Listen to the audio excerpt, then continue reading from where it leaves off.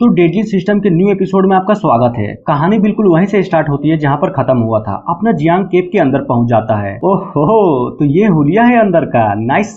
और मनी मन सोचता है वो साला सेक्ट मास्टर बिल्कुल सही बोल रहा था। ये ऑर्डर लोगों को अंदर बाहर जाने का मौका देता है, वो भी बड़े आराम से। पर सबसे बड़ी दिक्कत तो ये है कि इंसेक्टर के मरने के बाद भी ये गुफा बिल्कुल सही सलामत है। कहीं इसको कोई और तो कंट्रोल नहीं कर रहा ना। और लगता है मुझ पर कोई ना कोई तो नजर रख रहा है। और तभी जियांग की नजर एक ब्लैक होल पर पड़ती है और उसे देखकर वो चौंक जाता है और मन में सोचता है ये बिल्कुल भी अच्छा नहीं हुआ। लगता है कोई तो मुझ पर हमला करने वाला है और इस पर्सन का कल्टीवेशन कम से कम डोमिनेटिंग रिलम पर तो होना ही चाहिए। कहीं ये होली लैंड का तो कोई बंदा नहीं है ना। तभी अचानक उस ब्लैक होल से एक अटैक आकर मेन कैरेक्टर को लगता है और वो बोलता है बिल्कुल भी नहीं, मेरी पावर पहले ही इमोर्टल रिलम पर पहुंच चुकी है, लेकिन फिर भी मैं इसका सामना नहीं कर पा रहा। यह टेरिफाइंग पावर है। और वो अटैक जियांग को अपनी ओर खींचने लगती है, जिसे देखकर वो भी गया गया, इसकी माँ का गया, मैं तो गया मरा। और वो ब्लैक होल जियांग को अपने अंदर लेने के बाद बंद हो जाती है और जैसे ही उसकी आंखें खुलती है उसको एक आवाज सुनाई देती है, ओह तो तुम फाइनली उठ ही गए।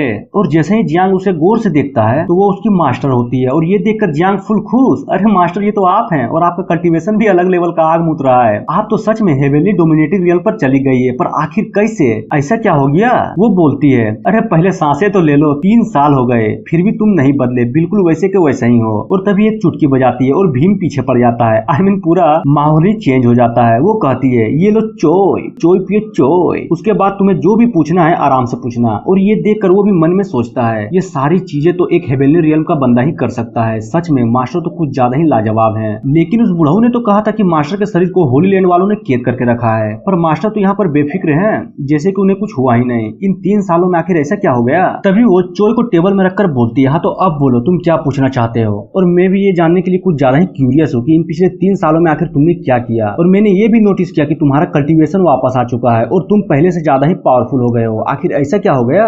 ये सुनने के बाद वो भी बोलता है बात तो आपकी बिल्कुल सही है, कुछ अपॉर्चुनिटी तो मिली ही है और यहाँ तक कि मैंने अपनी सुप्रीम बोन को भी वापस पा लिया। और क्या आपको पता है मैंने उस ब्लैक टोटोइस को भी सीख लिया और उस बुढ़ऊ का इनहेरिटेंस भी वापस ले लिया। वो बोलती है क्या बात कर रहे हो, तुम सिर्फ 5 एलिमेंट रियल्म पर हो और तुमने उस तकनीक को सीख भी लिया, वो भी इतनी आसानी से। वो बोलता है अरे छोड़िए ये सब, पहले आप बताइए, आप तो यहाँ पर बंद थी ना, तो आपका ब्रेक थ्रू कैसे हो गया। हाँ ये कुछ ज्यादा ही लंबी स्टोरी है, हाँ तो फिर इसे छोटा करके सुनाइए। वो बोलती है 3 साल पहले मुझे यहाँ पर फेंक दिया गया था। सेक्ट मास्टर बोलता है मुझे माफ कर दीजिए एल्डर, आपने होंग्यू के सेफ्टी के लिए लॉर्ड फैंग को नाराज कर दिया। और ये बोलकर उन लोगों ने मुझे यहाँ पर फेंक दिया, लेकिन मैंने भी हार नहीं मानी। मुझे तो लगा था कि मैं कभी भी सूरज को नहीं देख पाऊंगी, इसलिए मैंने इस केव के राज को ढूंढना शुरू कर दिया। और तभी पता चला कि ये गुफा एक्सटर्नल फोर्स को बाहर नहीं रखती, तो मैंने सोचा क्यों ना इसको रिफाइन कर लूं। और सच कहूं तो मैंने इस गुफा को रिफाइन करने की कोशिश की, लेकिन मुझे अचानक पता चला कि इसको तो कोई और ही कंट्रोल कर रहा है। लेकिन बाद में ये गुफा उस आदमी को रिजेक्ट कर दिया और मुझसे फ्यूज हो गया और तभी मेरा ब्रेक थ्रू भी हो गया था। और उसी वक्त मैं डोमिनेटिंग रियल्म पर पहुंच गई। अब बस मुझे उस आदमी से फाइट का इंतजार है, लेकिन वो साला कुछ ज्यादा ही पावरफुल है और अभी भी यहीं पर कहीं छुपा बैठा है। और ये सुनने के बाद जियांग भी लाइक क्या बात कर रही हो, सच में कोई इतना भी पावरफुल हो सकता है जो किसी और के गुफा में अपनी मर्जी से एंटर हो जाए। क्या आप जानते भी हैं कि वो कौन है। वो बोलती है हो सकता है कि वो होली लैंड का सुप्रीम एल्डर युनतियान हो। और ये सुनने के बाद जियांग पूरी तरह से चौंक जाता है, क्या वो सच में नहीं मरा।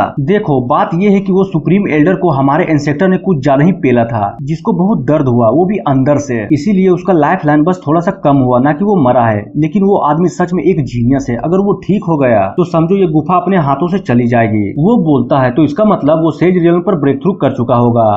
तुमने बिल्कुल सही कहा, जियांग कहता है, लेकिन सबसे ज्यादा चौंकाने वाली बात तो ये है कि वो पहले ही इनविंसिबल बन चुका है। इस दुनिया का कोई भी आदमी उसे नहीं हरा सकता, फिर उसे इस गुफा में क्यों दिलचस्पी है। वो कहती है जैसा तुम समझ रहे हो ये गुफा बिल्कुल भी वैसी नहीं है और भले ही युनतियान ने सेज रियल्म पर ब्रेक थ्रू कर लिया है और उसका वो चोट अभी तक रिकवर नहीं हुआ है। और अगर उसे ठीक होना है तो उसे 2 चीजों की जरूरत पड़ेगी। सबसे पहले उसे अपने डैमेजेस को ठीक करना होगा, जो यहीं पर किया जा सकता है, और दूसरा उसे एक बॉडी की भी जरूरत पड़ेगी, तभी वो अपने फुल पोटेंशियल में आ सकता है। ओह तो ये बात है। और तभी वो कुछ सोचता है और पूरी तरह से चौंक जाता है। तो इसका मतलब वो इनबॉय मुझे इसलिए इनवाइट कर रहा था ताकि मैं उस बुढ़ऊ का होस्ट बन सकूं। और मनी मन सोचता है इसकी माँ का, अगर मैंने उसे ज्वाइन कर लिया होता तब तो मेरी खेरी नहीं थी। और जैसा ये सिचुएशन चल रहा है और इस गुफा में मैं हूँ, तो कहीं इसका मतलब ये तो नहीं कि मैं सबसे बड़े खतरे में हूँ। और जियांग को इतना टेंशन में देखकर वो भी कहती है क्या हुआ, कुछ गलत है क्या। वो कहता है हाँ बिल्कुल ही गलत है, मुझे लगता है कि जो शरीर वो बुढ़ऊ ढूंढ रहा है वो बिल्कुल मेरा शरीर है। और ये सुनने के बाद वो भी डर जाती है, आखिर तुम ये क्या कह रहे हो। तब तो ये कुछ ज्यादा ही टेंशन की बात है। और तभी मास्टर को कुछ फील होता है और वो बोलती है अरे नहीं, ये अच्छा नहीं हुआ, आखिर उसे इस जगह के बारे में पता कैसे चला। तभी उन दोनों पर एक अटैक आता है और वो दोनों उस अटैक को डोज कर लेते हैं और वो अटैक हमारे मेन कैरेक्टर के पीछे पड़ जाता है ताकि उसे पकड़ सके। वो भी अरे जरा संभल कर और उस गुफा की पावर को यूज करती है और उस अटैक को पकड़ लेती है। और वो अटैक पौधे जैसा लग रहा था जिसके मुंह से ढेर सारे स्नेक्स निकलते हैं और जैसे ही वो जियांग पर अटैक करने वाला होता है तभी मास्टर उन्हें जला देती है और तभी पीछे से एक आवाज आती है,